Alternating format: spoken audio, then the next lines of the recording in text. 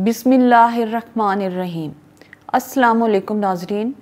हमारे प्रोग्राम राज़ हयात की थीम ये शेर है, भलाइयों से मोहब्बत बुराइयों से निजात, यही है रूह दो आलम, यही है राज़ हयात। इसी थीम को लेकर आज से हम एक सीरीज़ शुरू कर रहे हैं। इसका मौजू हम और हमारे ताल्लुकात हैं। हमारी ज़िंदगी असल में हमारे दूसरों के साथ ताल्लुक़ का नाम है। इस सीरीज़ का मकसद ये है कि हम अपने ज़िंदगी के उस पहलू को डिस्कस करें कि हमें दूसरों के साथ अपने रिलेशंस को कैसे बेहतर रखना चाहिए। इस सीरीज़ में हम जानेंगे कि हमारे मुतल्लिकीन कौन हैं, उनसे हमारा क्या ताल्लुक़ है और उनके हवाले से हमें क्या रवैया अख्तियार करना चाहिए। हमारा अल्लाह ताला से क्या ताल्लुक़ है, नबियों से क्या ताल्लुक़ है, वालिदैन से, बच्चों से, रिश्तेदारों से, हमसायों से और दुनिया के दीगर इंसानों से क्या ताल्लुक़ है। ये और इस तरह के मुख्तलिफ़ ताल्लुकात हमारा मौजू होंगे। मैं सैयदा नौशी मंजूर सवालात करूँगी और सैयद मंजूरुल हसन साहब उनके जवाब देंगे। तो नाज़रीन, इस सीरीज़ में हमारा पहला मौजू है हम और हमारा खालिक। इस मौजू पर सबसे पहले हमें ये जानना चाहिए कि हमारे खालिक व मालिक का वो तसव्वुर क्या है जिसकी तरफ दीन हमारी रहनुमाई करता है। तो मंजूर साहब, पहले अल्लाह ताला के सही तसव्वुर को वाज़े कीजिए। बिस्मिल्लाहिर्रहमानिर्रहीम। बहुत शुक्रिया आपका। अल्लाह ताला के तसव्वुर पर बात करने से पहले इंसान के तसव्वुर को थोड़ा सा जान लीजिए। इंसान का तसव्वुर हम सब जानते हैं कि इंसान दो चीज़ों का मुरक्का है, मजमुआ है। एक उसका जिस्म है और एक उसका नफ्स है। कुरान मजीद ने उसके दूसरे जुज़ के लिए नफ्स ही का लफ्ज़ इस्तेमाल किया है। इसको हम रूह से भी ताबीर करते हैं और उर्दू ज़ुबान में शख्सियत से भी ताबीर करते हैं। यानी जो हमारा असल वजूद है या वो वजूद जो असल में फ़ैसला करता है, इदराक रखता है, शऊर रखता है, वो हमारी शख्सियत है और दूसरा हमारा जिस्म है। तो इंसान असल में दो अज्ज़ा का मजमूआ है। तो अब अल्लाह ताला के तसव्वुर के हवाले से अगर हम कुरान मजीद को देखें तो एक चीज़ हमारे सामने आती है और वो पहली चीज़ है कि हमारी तारीख़ में यानी इंसानों की तारीख़ में एक बड़ा वाक़या हुआ है। वो बड़ा वाक़या अज़ल में हुआ है, यानी हज़ारों साल पहले, लाखों अरबों साल पहले जब अल्लाह ताला ने हमको तख्लीक किया तो तख्लीक करने के बाद तमाम इंसानों को जमा किया। यानी ये वाज़े रहे कि जब हम इस दुनिया में आते हैं तो हम उस वक्त तख्लीक नहीं पाते। यकीनन हमारा बदन, हमारा जिस्म तो उसी वक्त ज़हूर में आता है, लेकिन हमारी तख्लीक उससे पहले हो चुकी है।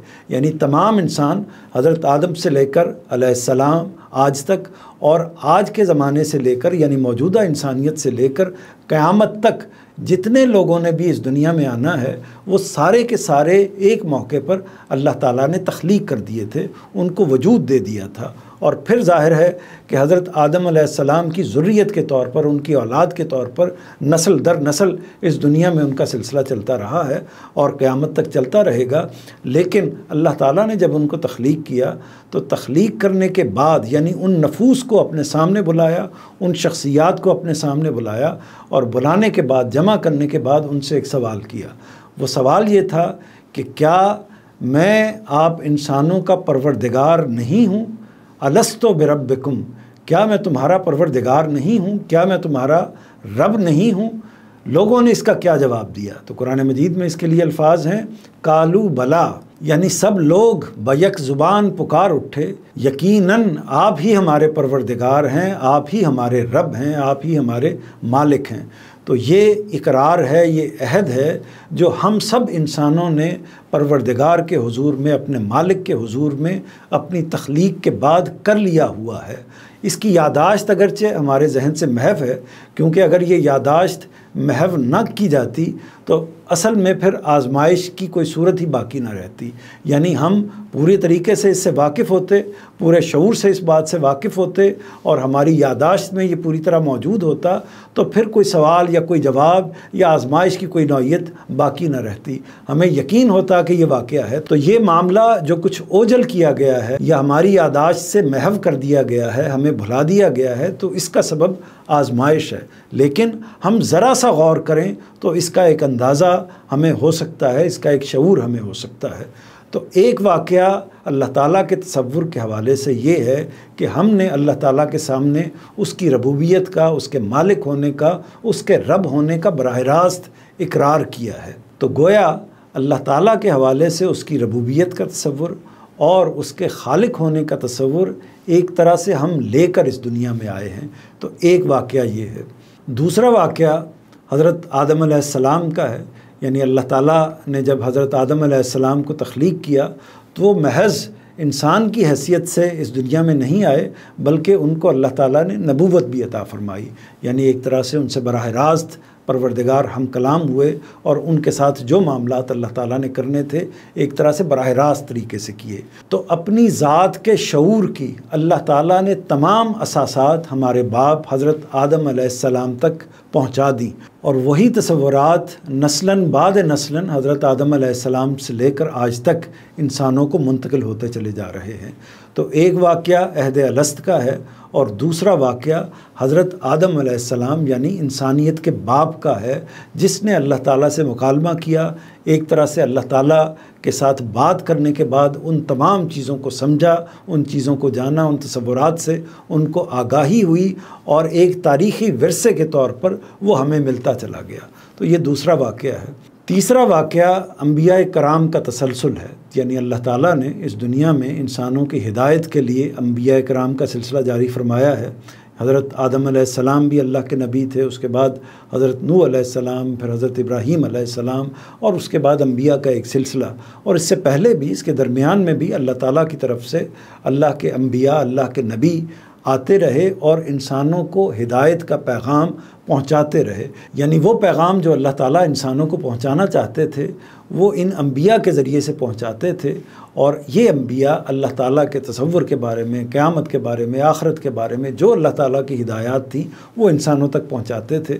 اور اس میں ظاہر ہے کہ سب سے بنیادی چیز، سب سے بنیادی بات اللہ تعالیٰ کا تصور تھا جو اللہ کے انبیاء ایک تسلسل کے ساتھ انسانوں تک پہنچاتے رہے۔ تو تیسرا اہتمام تصور کے پہلو سے یہ ہے کہ اللہ تعالیٰ نے اپنے انبیاء کے ذریعے سے اس تصور کو اسٹیبلش کیا ہے اور لوگوں تک پہنچایا ہے۔ چوتھی جو چیز ہم کہہ سکتے ہیں وہ انہی انبیاء کے ساتھ اللہ تعالیٰ نے اپنی کتابیں بھی نازل فرمائیں، تورات، انجیل، زبور اور قرآن مجید اور بعض دیگر صحائف بھی انبیاء اپنے ساتھ لے کر آتے رہے، یا اللہ تعالیٰ نے انبیاء پر نازل فرمائے، اور ان میں بھی وہی تصورات، وہی باتیں تھیں جو اللہ کے پیغمبر انسانوں تک پہنچاتے تھے، اور جو اللہ تعالیٰ نے اپنے کتابوں میں اپنے کلام کی حیثیت سے نازل فرمائی ہیں۔ تو ان میں بھی ظاہر ہے کہ اللہ تعالیٰ کے تصور کے تمام جو پہلو ہیں جو انسان سمجھ سکتے ہیں، جن کا ادراک کر سکتے ہیں، وہ اس کے اندر موجود ہیں۔ تو یہ چوتھی چیز ہے۔ اس کے ساتھ ایک اور چیز انسان کا تجربہ، مشاہدہ اور اس کی عقل ہے۔ ان سب چیزوں کی رہنمائی میں، یعنی اپنے مشاہدے سے، اپنی عقل کی رہنمائی میں، اپنے تجربات سے انسان جو کچھ جانتا ہے کائنات کے بارے میں، اپنی ذات کے بارے میں، اپنے ارد گرد کے بارے میں، وہ ساری چیزیں مل کر بھی اس کو جو علم دیتی ہیں، اس سے پروردگار کا، اللہ تعالیٰ کا، خالق کا، رب کا ایک تصور قائم ہوتا ہے۔ تو یہ چند چیزیں ہیں، یعنی عہد الست ہے، پھر حضرت آدم علیہ السلام کا واقعہ ہے، اور اس کے بعد انبیاء کا ایک تسلسل ہے، پھر کتابیں ہیں، اور اس کے بعد انسان کا تجربہ اور مشاہدہ ہے جو کائنات کو دیکھ کر وہ اللہ تعالیٰ کے تصور تک پہنچنے کی ایک طرح سے کوشش کر سکتا یا اس کو جان سکتا ہے۔ تو یہ ساری چیزیں مل کر جو کچھ بھی ہمیں پروردگار کا تصور دیتی ہیں وہ اصل میں صفات کے پہلو سے ہے، وہ ذات کے پہلو سے نہیں ہے، یعنی پروردگار کی ذات تک ہم رسائی نہیں حاصل کر سکتے، اس کو جان نہیں سکتے۔ بعض انبیاء نے اس کو جاننے کی کوشش بھی کی، جیسا کہ حضرت موسیٰ علیہ السلام کا واقعہ ہے، لیکن واضح ہوا کہ نہ وہ پروردگار کو دیکھ سکتے ہیں، وہ اگر اس کو جان سکتے ہیں تو اسی پہلو سے جان سکتے ہیں کہ اس کی صفات کیا ہیں۔ چنانچہ وہ ہمارا خالق ہے، ہمارا پروردگار ہے، ہمارا رب ہے، پوری کائنات پر نظر رکھنے والا ہے، باریک بین ہے، رحمان ہے، رحیم ہے، ہمارا پالنے والا ہے، اور اسی طرح پوری کائنات کے نظم کو چلانے والا ہے، قادر مطلق ہے۔ یہ اور اس طرح کی بے شمار صفات ہیں جن کا ہم شعور بھی رکھتے ہیں، ادراک بھی رکھتے ہیں، اور انہی کی بنیاد پر ہم اللہ تعالیٰ کا ایک تصور قائم کرتے ہیں، اور اس کے پس منظر میں وہ تمام واقعات جن کی طرف میں نے اشارہ کیا وہ ہمارے سامنے موجود ہوتے ہیں، اور ان کے نتیجے میں ایک پروردگار کا تصور ہمارے سامنے آ جاتا ہے۔ اس سے یہ واضح ہوا کہ ہم اپنے پروردگار کی ذات تک تو رسائی نہیں حاصل کر سکتے، البتہ اس کی صفات کو پہچان سکتے ہیں۔ تو لہٰذا ہمارے ذہن میں یا ہمارے شعور میں اپنے مالک اور خالق کا جو تصور بھی پیدا ہوتا ہے وہ اصل میں اس کی صفات کے پہلو سے پیدا ہوتا ہے، اس کی ذات کے پہلو سے اس طریقے سے نہیں پیدا ہوتا۔ اس سے پہلے کہ آپ اللہ کی صفات پر کچھ بات کریں، پہلے اس کی ذات کے بارے میں ایک بات کلیئر کر دیں۔ آپ نے کہا کہ اللہ تعالیٰ کا نام اللہ ہے، مگر سوال یہ ہے کہ یہ تو عربی نام ہے۔ اردو میں ہم خدا کہتے ہیں، انگریزی میں گاڈ کہتے ہیں، ہندی میں بھگوان کہتے ہیں، تو سوال یہ ہے کہ اللہ کا اصل نام کیا ہے؟ جی بالکل ٹھیک آپ نے کہا، اللہ عربی نام ہی ہے اور الہ پر الف لام لگانے سے بنا ہے۔ الہ اصل میں نکرہ کا ورڈ ہے، یعنی کامن ناؤن ہے، اور اس کو پراپر کرنے کے لیے اس پر الف لام لگا دیا جاتا ہے۔ بالکل اسی طرح جیسے انگریزی میں ہم کسی ناؤن کو پراپر ناؤن کی صورت دینے کے لیے اس پر دی لگا دیتے ہیں، تو عربی زبان میں اس کے لیے الف لام کا طریقہ اختیار کیا جاتا ہے۔ تو الہن پر الف لام لگانے سے اللہ بنا ہے۔ تو اللہ عربوں ہی کا ایک طرح سے کہہ سکتے ہیں کہ رکھا ہوا نام ہے۔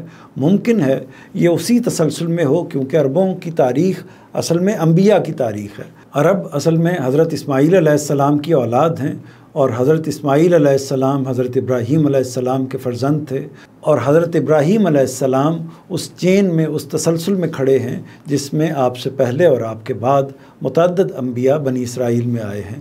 تو یہ کہا جا سکتا ہے کہ اس کی بنیاد، بعض لوگوں نے اس پر تحقیق بھی کی ہے کہ اس کی اساس عبرانی ہی کے الفاظ ہیں، لیکن بہرحال یہ عربی ہی کا لفظ ہے۔ متعین طور پر یہ نہیں کہا جا سکتا کہ یہ اللہ تعالیٰ ہی کا مقرر کردہ نام ہے، لیکن جب قرآن مجید میں اللہ تعالیٰ نے اس نام کو اختیار کر لیا یا عربوں کے اختیار کیے ہوئے لفظ کو اختیار کر لیا جو اللہ ہی کے اسم کے طور پر وہ استعمال کرتے تھے، یعنی اللہ تعالیٰ کے لیے یہ اسم انہوں نے خاص کر رکھا تھا، تو یہ گویا کہ پروردگار ہی کا رکھا ہوا نام ہے۔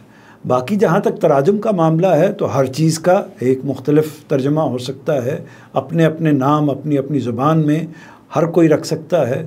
جیسے ہم مالک کہتے ہیں، خالق کہتے ہیں، اسی طرح گاڈ ہے، یا دیگر زبانوں میں جو الفاظ بھی یا اسماء استعمال کیے جاتے ہیں وہ اصل میں پروردگار ہی کے ہیں، اور تمام اچھے نام لہ الاسماء الحسنی اللہ ہی کے ہیں، یعنی اچھے نام اللہ ہی کے ہیں، خود اللہ تعالیٰ نے اس کو بیان فرما دیا ہے۔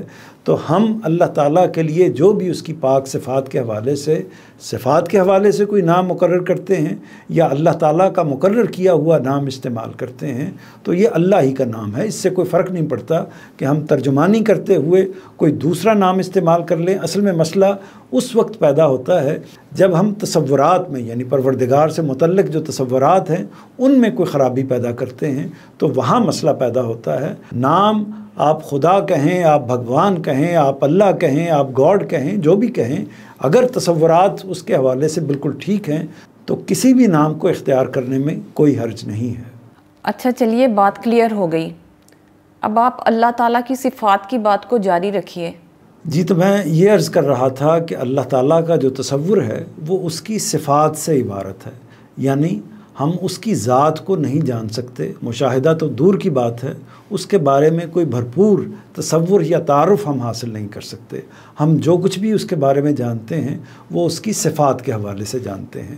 تو اس ضمن میں اگر ہم اللہ تعالیٰ کی پہلی صفت کا ذکر کریں، بے شمار صفات ہیں اور تمام اعلیٰ صفات اسی سے متصل ہیں، بلکہ ہم بھی جن صفات کو اپنی ذات کے ساتھ یا اپنے وجود کے ساتھ متصل سمجھتے ہیں وہ انہی کا ایک طرح سے پرتو ہیں، انہی کا ایک طرح سے جز ہیں۔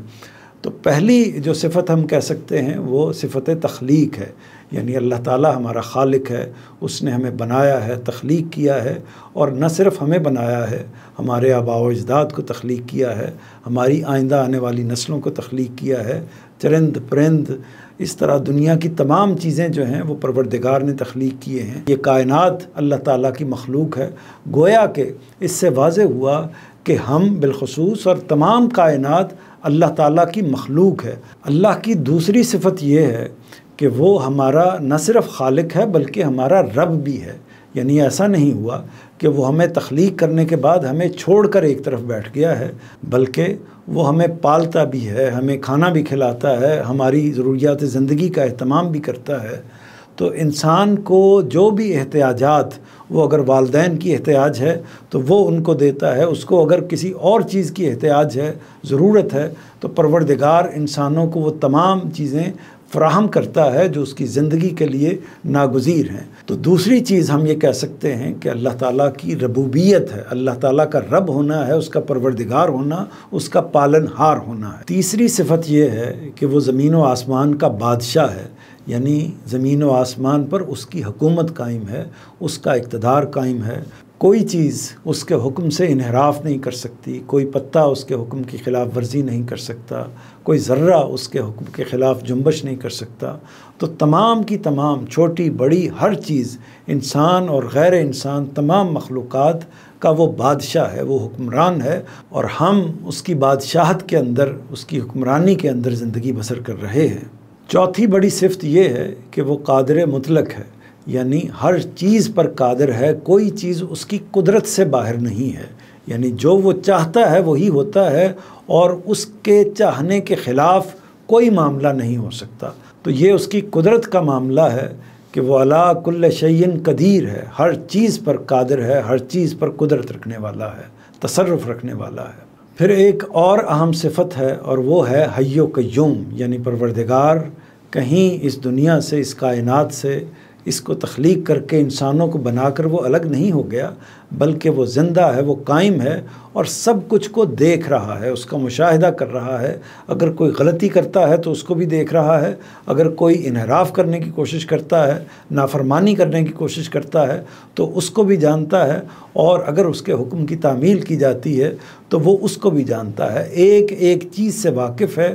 جو کچھ بھی معاملات اس دنیا کے اندر ہو رہے ہوتے ہیں وہ اس کے علم سے باہر نہیں ہو سکتے، ہر چیز کو اس کا علم محیط ہے، یعنی اس کے علم نے تمام چیزوں کا، تمام کائنات کا، تمام مخلوقات کا احاطہ کیا ہوا ہے، اور وہ پوری بیداری کے ساتھ، پورے استحکام کے ساتھ ان چیزوں پر نظر رکھے ہوئے ہے۔ اور ایک اور چیز یہ ہے کہ وہ الہ ہے، یعنی ہمارا معبود برحق ہے، وہی اس لائق ہے، چونکہ وہ خالق ہے، وہ رب ہے، وہ ہمارا تخلیق کرنے والا ہے، تو وہی اس لائق ہے، اسی کو زیبا ہے کہ ہم اس کی پرستش کریں، اس کے آگے اپنی گردن جھکائیں، اس کے آگے سر بسجود ہوں۔ تو وہ الہ ہے، تو ہمیں اسی کو الہ ماننا چاہیے، اسی کو معبود ماننا چاہیے، اور اس کے علاوہ کسی اور کی طرف مدد کے لیے یا کسی اور پہلو سے نظر اٹھا کر بھی نہیں دیکھنا چاہیے۔ اسی سے توحید کا تصور پیدا ہوتا ہے۔ تو یہ چند بنیادی صفات ہیں جو اللہ تعالیٰ کی ذات کے حوالے سے ہمارے سامنے آتی ہیں، اور انہی کی بنیاد پر اللہ تعالیٰ کا ایک تصور پیدا ہوتا ہے۔ آپ نے بتایا کہ اللہ خالق ہے، وہ حی و قیوم ہے، وہ رحمان ہے، وہ رحیم ہے، وہ زبردست بھی ہے، وہ حکیم ہے، وہ عادل ہے۔ یہ ساری اچھی صفتیں ہیں اور اللہ کے ساتھ خاص ہیں۔ اب بات کو آگے بڑھاتے ہیں اور اللہ تعالیٰ سے اپنے تعلق کو جانتے ہیں۔ تو اس بارے میں پہلے یہ بتائیے کہ اللہ کا ہم انسانوں سے کیا تعلق ہے؟ ہم انسانوں کا اپنے پروردگار سے تعلق بھی اس کی صفات ہی کے پہلو سے ہے، یعنی اگر وہ خالق ہے تو ہم اس کی مخلوق ہیں، تو پھر ہمیں اپنے پروردگار کے ساتھ وہی تعلق رکھنا چاہیے جو ایک مخلوق اپنے خالق کے ساتھ رکھتی ہے، یعنی سب سے پہلے اس کو اپنا خالق ماننا چاہیے، اور جب ہم اس کو اپنا خالق مانتے ہیں تو اپنے وجود کے حوالے سے، اپنے ارد گرد کے حوالے سے تمام جو فیصلے اس نے کیے ہیں اس کو اسی سے منسوب سمجھتے ہیں، اور ان کو صائب اور درست سمجھتے ہیں، اور اس جگہ پر رکھتے ہیں کہ ہمارے پروردگار ہی نے ہمیں تخلیق کیا ہے، اور اس تخلیق میں کسی اور کو کوئی دخل نہیں ہے۔ اس نے چاہا ہے تو ہم اس دنیا میں آئے ہیں، اس نے چاہا ہے تو یہ کائنات بنی ہے، اس نے چاہا ہے تو ہمارے معاملات آگے بڑھتے ہیں، اس نے چاہا ہے تو ہمیں زندگی ملتی ہے، اس نے چاہا ہے تو ہمیں جب وہ چاہے گا موت آ جائے گی، اور باقی تمام معاملات جو اس کی تخلیق سے متعلق ہیں وہ سر تسر اسی کی ذات سے متعلق ہیں، اور ہمیں کسی اور کی طرف ان کے پہلو سے نہیں دیکھنا چاہیے۔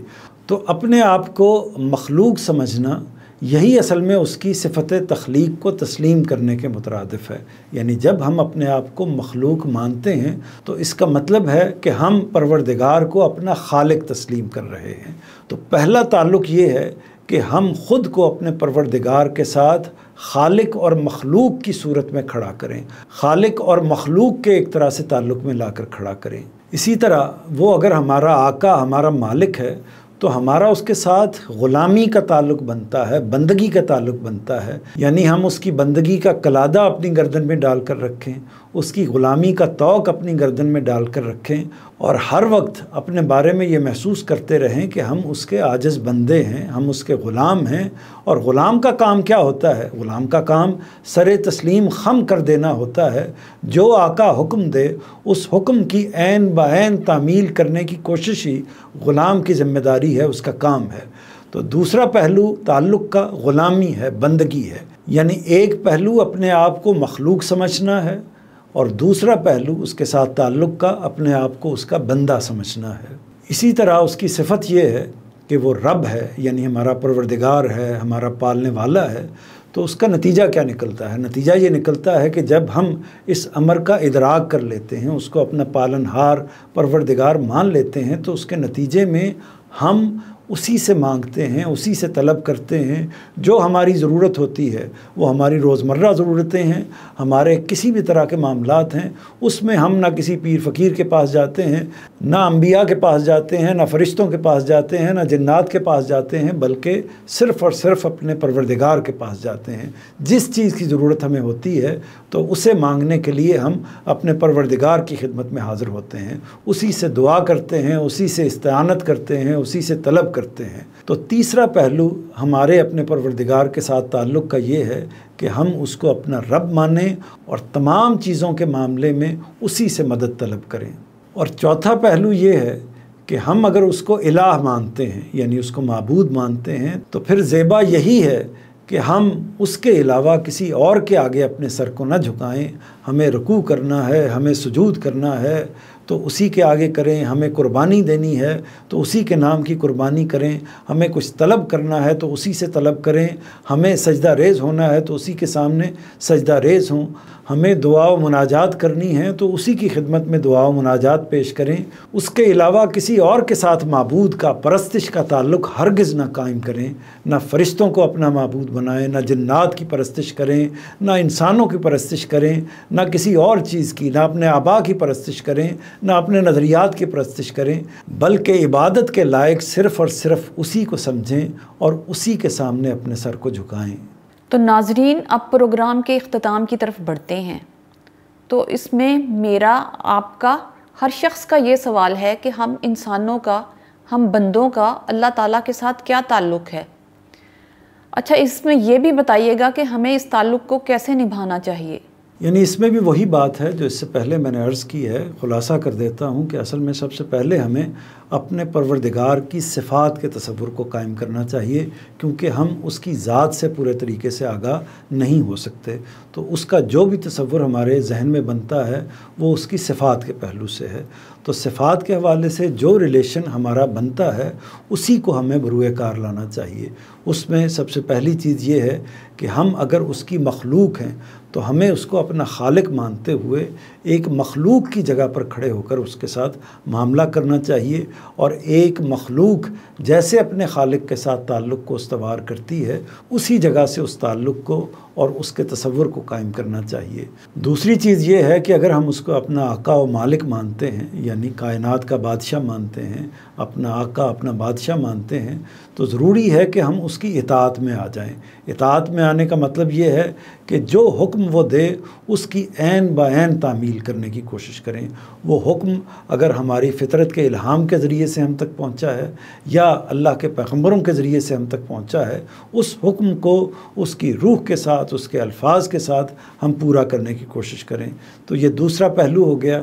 تیسرا پہلو یہ ہے کہ اگر ہم اس کو الہ مانتے ہیں، معبود مانتے ہیں، تو اس کا لازمی تقاضا یہ ہے کہ ہم اس کی پرستش کریں اور اس کے علاوہ کسی اور کی پرستش نہ کریں، اسی کے آگے سر جھکائیں، اسی کے آگے ہاتھ کو پھیلائیں، اور رکوع کرنا ہے تو اس کے آگے کریں، سجدہ کرنا ہے تو اس کے آگے کریں، اسی طرح دعا و مناجات کرنی ہے تو اس کے لیے کریں، اور اسی طرح کوئی نظر کرنی ہے، کوئی قربانی پیش کرنی ہے تو اسی کے حوالے سے پیش کریں۔ یہ سارے کے سارے معاملات، یہ سارے کے سارے حقوق اسی کے ساتھ وابستہ ہیں، کیونکہ وہی ہمارا الہ ہے۔ اس کے علاوہ کوئی اور الہ، کوئی اور معبود نہیں ہو سکتا۔ اور چوتھی چیز یہ ہے کہ اگر وہ ہمارا رب ہے، ہمارا پالنہار ہے، ہمارا پروردگار ہے، تو ہمیں اپنے ہر معاملے کو اس سے متعلق کرنا چاہیے۔ کوئی چیز ہمیں چاہیے تو اس سے مانگنی چاہیے، کوئی ضرورت پیدا ہو جاتی ہے اپنے حوالے سے، اپنے بچوں کے حوالے سے، اپنے خاندان کے حوالے سے، اپنے مستقبل کے حوالے سے، تو اسی سے مدد طلب کریں۔ مدد طلب کرنے کا تعلق، کیونکہ وہی غوث ہے، مددگار ہے، اس کے علاوہ نہ کوئی غوث ہے، نہ کوئی مددگار ہے، نہ کوئی دستگیر ہے۔ اسی سے تمام استعانت، تمام مددوں کے تعلق کو اسی سے وابستہ کرنا چاہیے۔ اس کے علاوہ ہم کسی اور سے مدد طلب کریں گے تو اس کا مطلب یہ ہوگا کہ ہم اصل میں اپنا پروردگار، اپنا پالنہار، اپنا ایک طرح سے خالق و مالک کسی اور کو تصور کر رہے ہیں۔ تو یہ چار چیزیں ہیں جن کو میں نے اللہ تعالیٰ کے تعلق کے حوالے سے نمایاں کرنے کی کوشش کی ہے۔ ان میں سے ایک چیز یہ ہے کہ ہم مخلوق کی جگہ پر کھڑے ہوں، اس کو اپنا خالق مانیں۔ دوسری چیز یہ ہے کہ اس کو الہ مانتے ہوئے اسی کی عبادت کریں۔ تیسری چیز یہ ہے کہ اس کو اپنا آقا اور بادشاہ مانتے ہوئے اس کی اطاعت کے اندر آ جائیں اور اس کے فرمان کی تعمیل کریں۔ اور چوتھی چیز یہ ہے کہ اس کو اپنا پروردگار، اپنا رب مانتے ہوئے ہر طرح کی مدد کا مطالبہ، ہر طرح کی مدد کا تقاضا صرف اسی سے کریں اور کسی اور کی طرف مدد کے لیے ہرگز رجوع نہ کریں۔